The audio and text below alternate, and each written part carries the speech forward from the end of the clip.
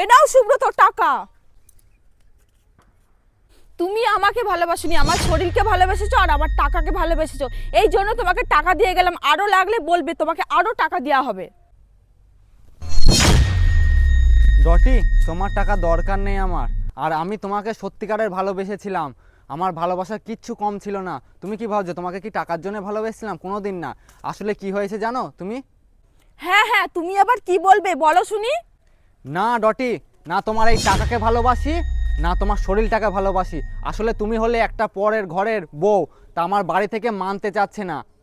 তোমার এখন মনে হচ্ছে যে আমি পরের বাড়ির বউ? যখন আমার সঙ্গে প্রেম করতে, সব কিছু করতে, তখন তোমার মনে ছিল না যে আমি পরের বাড়ির বউ? তাহলে তুমি বলো এখন আমি কি করব? কি করবে তুমি? তুমি তোমার স্বামীর সাথে সুখে সংসার করবে, আবার কি করবে তুমি? ঠিক আছে, আমি আমার স্বামীকেই ভালোবাসবো, তোমার মতো বেঈমানকে ভালোবাসবো না। আমার টাকাগুলো ফেরত দাও।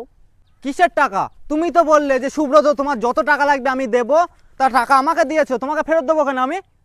এই জন্য তো বলি তুই আমাকে ভালোবাসিস, আমার টাকাকে ভালোবাসিস, তুই আমার টাকা নিয়ে থাক।